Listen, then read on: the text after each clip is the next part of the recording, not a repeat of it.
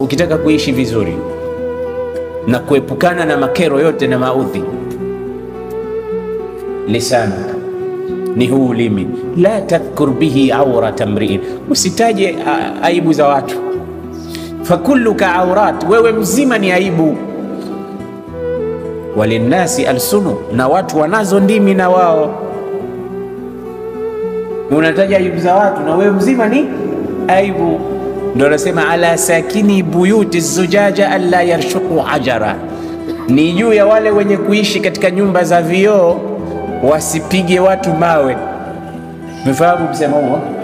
Kama unaishi katika nyumba ya vigae usirembee watu jiwe, kwa sababu wakianza kukurembea wewe nyumbani kwako itaporomoka. Naam, ndio maana ya mwanadamu ambaye yeye mzima ni aibu, alafu anazungumza aibu za watu.